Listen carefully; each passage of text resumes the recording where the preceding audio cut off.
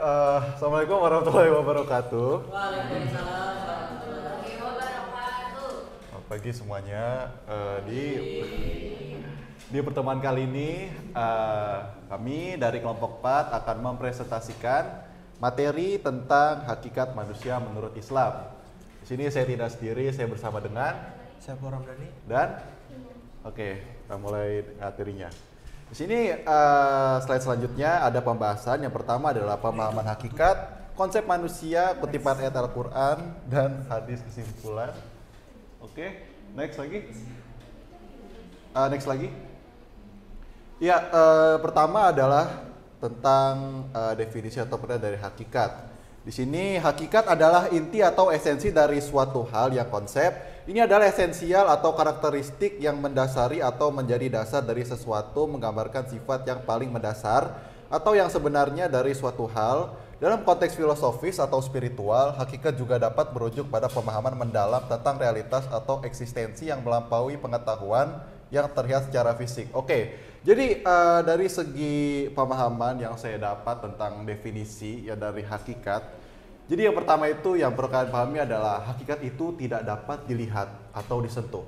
Tapi hakikat itu dapat dirasakan dan dipahami. Ya, hakikat itu adalah sesuatu yang tetap. Nah, ini garisnya nih, sesuatu yang tetap dan tidak berubah. Dan juga hakikat adalah kebenaran yang sesungguhnya, kebenaran yang tidak terbantahkan, terlepas dari pendapat atau keyakinan dari orang lain. Mungkin lebih jelas seperti ini. Hakikat tentang air mineral. Hakikatnya adalah untuk diminum, untuk dikonsumsi. Hakikat dari kerja keras, ya tentu saja untuk mencapai kesuksesan. Atau hakikat dari bumi itu bulat, ya terlepas dari pendapat, dan itu sudah dibuktikan oleh ilmu pengetahuan. Selanjutnya. Berikutnya adalah soal tentang konsep manusia. Di sini diuraikan beberapa konsep tentang manusia, itu ada 8 konsep. Konsep yang pertama yaitu adalah penciptaan. Manusia adalah makhluk ciptaan Allah. Penciptaan manusia diuraikan dalam Al-Quran, di mana Nabi Adam alaihissalam adalah manusia pertama yang diciptakan dari tanah. Nah, konsep penciptaan ini menunjukkan bahwa walaupun kita dari berbagai macam ras yang berbeda, ada yang dari Jawa, ada yang dari Sumatera, tapi kita ini pada dasarnya berasal dari penciptaan nenek moyang yang sama, yaitu adalah Nabi Adam. Konsep kedua yaitu adalah tentang fitrah. Fitrah atau dasar dari pemahaman Islam tentang hakikat manusia. Fitrah merujuk pada kecenderungan bahwa manusia adalah makhluk yang mengenal Allah dan menjalankan agama Islam. Fitrah ini dianggap sebagai dasar dari keyakinan monoteisme atau kepercayaan kepada satu Tuhan, yaitu adalah Allah. Yang pertama adalah akal dan pemikiran. Islam menghargai akal sebagai anugerah Allah yang diberikan kepada manusia. Manusia diberikan kemampuan untuk berpikir, merenung, dan memahami hukum-hukum Allah. Penggunaan akal yang baik sangat dianjurkan dalam Islam untuk mengambil keputusan yang bijak. Jadi akal ini ya, itu adalah sebuah kemampuan untuk kita berpikir secara rasional. Dengan akal, manusia yaitu dapat berpikir secara logis dan juga objektif. Akal itu juga bisa berfungsi atau digunakan untuk menghindari sesuatu yang gegabah atau bahkan bisa juga merugikan. Sedangkan untuk pikiran, yaitu lebih condong ke arah berpikir untuk menemukan sesuatu secara kreatif. Jadi pikiran itu digunakan untuk menciptakan sebuah ide-ide baru. Ya, bisa juga bisa juga untuk menyelesaikan sebuah masalah dengan pikiran ini. Pikiran itu juga bisa digunakan untuk memahami perasaan atau emosi seseorang atau bahkan diri sendiri. Akal dan pikiran itu memiliki potensi untuk memberikan baik dan buruknya. Jadi bisa juga bermanfaat, menciptakan karya seni atau sebagainya. Bisa juga sesuatu yang merugikan atau bahkan menyakiti orang lain. Sebagai contoh seperti ini. Seorang mahasiswa itu memiliki akal dan pikirannya untuk memahami untuk memahami materi di mata kuliahnya. Jadi si mahasiswa ini itu memiliki pilihan untuk saya ini bakal benar-benar memahami materi ini nih, bakal bermanfaat banget untuk mungkin selain menambah wawasan baru, dapat memahami juga di saat melakukan ujian, atau juga mahasiswa tersebut tuh kayak ya udah bodo amat gitu, hadir di sini kan masuk kopi kanan keluar kopi kiri gitu. Jadi itu sesuatu yang buruknya. Oke, itu yang tadi yang ketiga. Dan yang keempat adalah kebebasan dan bertanggung jawab. Dasar dari pemahaman Islam tentang hakikat manusia, fitrah merujuk pada kecenderungan bawaan manusia untuk mengenal Allah dan menjalankan agama Islam. Fitrah ini dianggap sebagai dasar dari keyakinan monoteisme atau kepercayaan kepada satu Allah dalam Islam. Ya, kebebasan dalam bertanggung jawab. Kebebasan adalah sesuatu ya atau kemampuan yang bertindak tanpa di luar tekanan, ya jadi tanpa paksaan gitu, bebas gitu ya. Nah, kebebasan ini memungkinkan manusia untuk mencapai potensi, ya untuk menggapai tujuan hidupnya, itu ada suatu kebebasan. Dan perlu diingat juga, kebebasan itu punya atau harus dibatasi dengan namanya tanggung jawab, ya tanggung jawab untuk menanggung segala akibat, tanggung jawab untuk ya itu tadi menanggung segala tindakan yang dilakukan dari kebebasan tersebut. Contohnya seperti ini. Seorang siswa yang ingin melanjutkan jenjang di perkuliahan itu punya kebebasan untuk memilih mana program studi yang bakal ia pilih. Ya, tapi mahasiswa tersebut itu punya tanggung jawab sebagai seorang mahasiswa. Ya, tanggung jawabnya mungkin yang tertulis ataupun tidak tertulis. Seperti itu. Selanjutnya.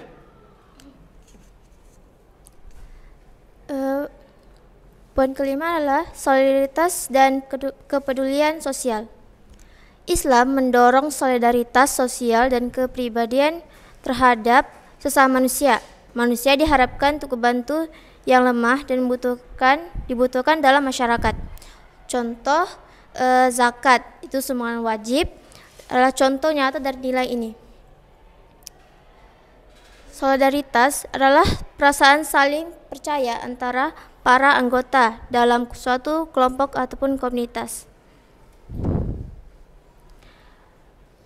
Dan kepedulian sosial itu seperti bantuan sosial kayak zakat, sumbangan, ya kayak gitu contoh. Yang nomor keenam adalah kesamaan dan harga diri. Semua manusia dalam Islam dianggap setara dalam pandangan Allah. Tidak ada perbedaan dalam pandangan Allah berdasarkan suku, bangsa, warna kulit, ataupun status sosial. Setiap individu memiliki harga diri yang tinggi karena diciptakan oleh Allah. Konsep manusia yang berikutnya adalah mengenai tentang tujuan hidup. Islam mengajarkan bahwa kehidupan di dunia ini hanya sementara tujuan utama manusia adalah mencapai kebahagiaan abadi di akhirat. Tindakan baik dan iman yang kuat, juga ketaatan kepada Allah merupakan kunci mencapai tujuan hidup. Dalam tujuan itu maksudnya adalah memaknai kehidupan, yang dimana dalam agama Islam memaknai kehidupan itu adalah dengan cara kita beriman kepada Tuhan, menjalankan perintahnya, dan juga menjauhi larangannya. Juga membangun hubungan dengan sesama makhluk, entah itu dengan manusia ataupun dengan ciptaan lainnya. Terus konsep yang ke-8 adalah tentang peran manusia sebagai khalifah. Manusia memiliki tanggung jawab untuk merawat alam semesta, menjaga keseimbangan ekologis, dan menjalankan keadilan di muka bumi sesuai dengan petunjuk Allah. Kemudian berikutnya adalah kutipan Al-Quran dan juga hadis yang kami temukan dari berbagai sumber yang berhubungan tentang hakikat manusia. Jadi yang pertama itu adalah tentang ayat Al-Quran. Ayat Al-Quran yang berkaitan tentang hakikat manusia itu ada pada surat Al-Fajr ayat 15 dan juga 16. Dalam surat tersebut disebutkan maka adapun manusia apabila Tuhan mengujinya lalu memuliakannya dan memberikannya kesenangan, maka dia berkata, Tuhanku telah memuliakanku. Makna ayat tersebut adalah tentang mendalami tentang sikap manusia ketika diuji oleh Allah. Dalam makna tersebut disebutkan tentang beberapa digambarkan tentang 3 tahapan ketika seorang manusia diberi cobaan. Yang pertama itu adalah ujian itu sendiri. Allah menguji manusia dengan berbagai cobaan dalam kehidupan. Ujian tersebut bisa berupa kesulitan, kerugian, atau kehilangan. Yang seseorang yang diuji dan kemudian dia bersabar, maka Allah akan meneguhkan hati seseorang. Tahapan kedua adalah memuliakan seorang. Setelah melewati ujian tersebut, jika seseorang bersabar dan bertahan dalam keimanan, maka Allah akan memuliakan mereka. Ini bisa berarti Allah memberi mereka berkah, keberhasilan, dan juga karunia lainnya. Yang ketiga adalah tahapan bersyukur. Reaksi manusia yang bijak ketika Allah memuliakan mereka adalah bersyukur kepadanya. Mereka mengakui keagungan dan kemurahan Allah dengan mengucapkan Tuhanku yang Maha Pemurah. Al-Quran surat Al-Zariyat ayat 56, yaitu kutipannya, Aku tidak menciptakan jin dan manusia melainkan agar mereka beribadah kepadaku. Ayat ini menegaskan bahwa tujuan utama penciptaan manusia dan jin adalah untuk beribadah kepada Allah. Dalam Islam, ibadah melibatkan penghambaan kepada Allah, patuh terhadap perintahnya, dan menjauhi larangannya. Ini menggarisbawahi pentingnya menjalani hidup sesuai dengan tuntunan agama dan memprioritaskan hubungan vertikal antara manusia dan Allah. Ayat ini memberikan pandangan tentang hakikat kehidupan manusia.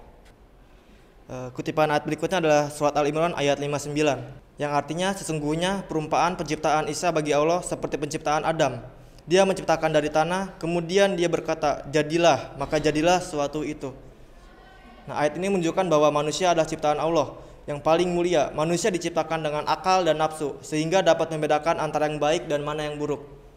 Manusia juga dikaruniai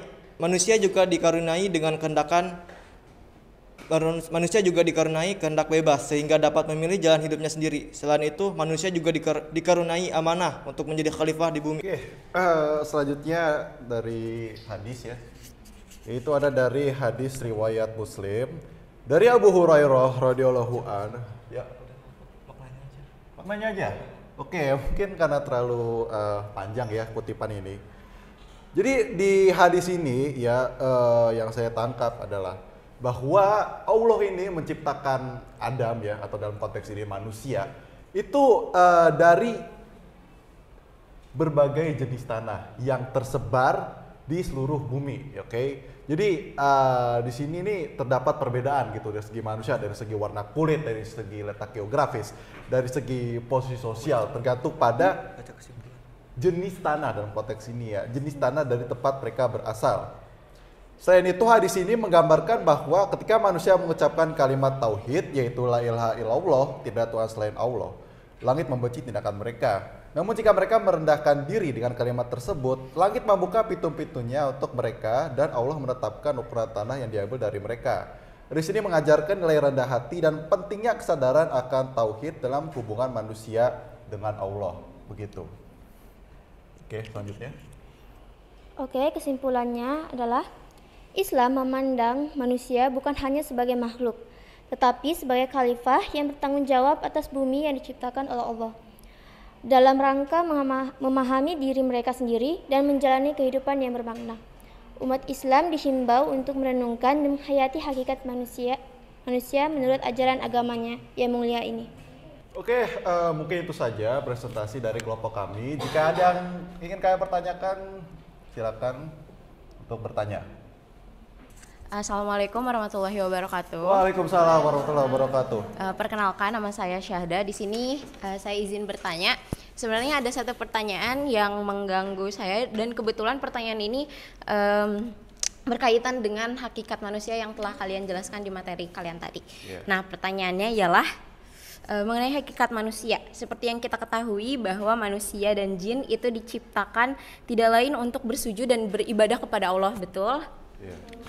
Nah, namun sebenarnya yang kita ketahui juga bahwa Allah itu nggak butuh jin dan manusia untuk menyembah Allah, melainkan manusia dan jin itu sendirilah yang butuh sujud dan sholat kepada Allah, betul kan? Nah, padahal kita tahu bahwa Allah bisa aja bikin mereka itu yakin dan beriman kepada Allah tanpa harus bingung Tuhan itu yang benar itu siapa. Dengan kuasanya itu bisa bikin semua sujud kepada Allah begitu. Nah, apa sih tanggapan kalian mengenai hal tersebut? Dan apa sih argumen yang apa sih dasar dari argumen kalian untuk menanggapi hal ini gitu? Terima kasih. Oke. Pertama kita harus tahu dulu ya tujuan dari kebebasan itu apa? Tujuan seorang diberi kebebasan adalah supaya mereka bisa memilih, belajar dan tumbuh. Dengan kebebasan kita bisa membuat keputusan sendiri dan pengaruhnya pada hidup kita juga bisa bertanggung jawab atas pilihannya. Jadi bayangkan saja kalau misalnya segala macam hal itu memang sudah ditakdirkan oleh Allah. Misalnya kita kayak gak perlu kerja, kita pasti dapat uang gitu kan, gak perlu kerja. Jadi seakan-akan kebebasan itu sebenarnya adalah untuk membuat manusia kita berpikir dan juga bekerja keras untuk bagaimana mereka bisa bertahan hidup dan bagaimana bisa mereka menyelesaikan masalah. Kalau misalnya semua hal sudah ditentukan oleh Allah, maka ya udah kita nggak usah ngapa-ngapain gitu kan, kerja buat apa? Kita nggak usah kerja, padahal kalau semua hal sudah ditentukan oleh Allah, kita nggak usah kerja. Segala hal udah pasti kita dapatkan dengan memang sudah ditentukan oleh Allah. Jadi memang dikasih kebebasan agar segala macam agar manusia ini mau berusaha gitu kan untuk mencari rezeki dan manusia ini berusaha bagaimana untuk mereka bisa bertahan hidup. Oke, ada pertanyaan yang lain? Assalamualaikum warahmatullahi wabarakatuh. Waalaikumsalam warahmatullahi wabarakatuh. Saya Nenden, izin bertanya. Gimana sih caranya? Kan tadi kata Ipul ada yang katanya Allah tuh ngasih ujian kan kepada manusia gitu kan. Nah, gimana sih cara membedakan kita tuh lagi ketika kita dapat musibah gitu, gimana cara membedakan kita tuh lagi diuji atau lagi dikasih peringatan gini, ngerti nggak? Ya, dalam kasarnya tuh kayak dapat karma lah gitu. Soalnya kadang kan gitu, kita juga bingung menanggapinya ketika kita misalkan kecelakaan nih, kita tuh harus nganggapnya kita lagi diuji gitu kan, atau emang kita tuh lagi dikasih peringatan gitu. Jadi kadang suka overthinking kalau lagi jatuh atau gimana, kemarin habis ngapain ya gitu. Iya, suka kayak mikir kayak aduh ngelakuin kesalahan apa gitu nyampe kayak gini gitu. Ngerti nggak pertanyaannya? Ya. Oke. Makasih. Sama-sama. Sina. Oke, di sini saya akan menjawab pertanyaan dari Nenden. Ya, baik. Jadi intinya itu kayak kita ini ingin tahu bagaimana perbedaan dari apakah kita ini diuji atau dihukum. Iya, itu. Begitu. Ya kan dalam konteks singkatnya. Oke, jadi ya namanya juga manusia ya, pasti akan ada yang namanya ujian gitu, masalah gitu. Oke, mungkin kalau menurut saya ya, yang pertama itu dari segi kejadian tersebut gitu. Jadi kalau biasanya tuh hukuman itu ya, itu yang mungkin biasanya itu dari segi musibah alam, dari segi penyakit, ya itu namanya hukuman gitu. Oke, mungkin itu tidak terlalu benar sih. Hukuman terkait dengan kesalahan atau dosa yang kita lakukan, kalau kita sedang merasa diuji, itu bisa menjadi peluang untuk belajar dan tumbuh. Kalau terasa sebagai hukuman, mungkin ada kesalahan yang perlu diperbaiki, yang penting kita selalu bisa belajar dan berkembang dari pengalaman tersebut. Jadi menurut saya ini ya, kalau misalkan diuji, itu mungkin permasalahan yang sekiranya biasa gitu, biasa kita rasakan gitu, kayak mungkin aktivitas permasalahan yang mungkin ya kadang ada aja gitu, itu namanya ujian ya. Jadi ujian itu membuat manusia untuk bisa berubah menjadi lebih baik dan mencari solusi gitu. Kayak semacam permasalahan yang harus selesai gitu. Sedangkan hukuman itu mungkin kayak lebih ke kesalahannya aja gitu. Kayak ngerasa ya kita berbuat sesuatu yang ya itu tadi bakal kena karmanya, bakal kena batunya gitu. Jadi hukuman itu adalah sesuatu yang biasanya awalannya itu dari suatu kesalahan begitu. Dapat mengerti? Cukup? Gimana? Jadi bingung, kita misalkan jatuh nih. Iya.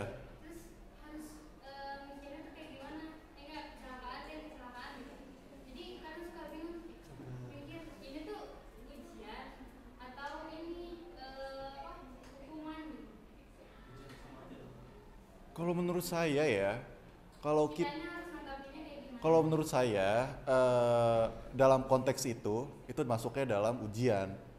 Karena apa ya? Ya kadang-kadang tuh kita tuh kalau dapat sesuatu yang gak kita harap itu kadang datang aja kan. Mungkin Allah memberikan itu kayak apa ya, menjadi sebuah pelajaran, menjadi sebuah mungkin saya ini nih punya suatu kesalahan, punya suatu dosa gitu. Jadi ya kita harus kuat gitu untuk menjadi seorang manusia yang lebih baik gitu. Karena kan kayak kalau misalkan itu ujian berarti kan kita harus lebih sabar. Iya. Misalkan peringatan itu lebih ke introspeksi diri, Iya. memperbaiki diri. Iya, jadi sebenarnya tuh dalam dua konteks tersebut itu sama aja. Allah itu membuat masalah ya selain sebenarnya kalau kita berpikir secara positif ya itu tadi ya, jadi gak usah inilah ya berpikir buruk gitu, kok kayak gini ya, itu ada siklus dari kehidupan gitu. Oke, terima kasih, sama-sama. Cukup? Oke. Ya, mungkin itu saja ya presentasi dari kelompok kami. Kurang lebihnya mohon maaf. Terima kasih sudah mendengarkan. Wassalamualaikum warahmatullahi wabarakatuh.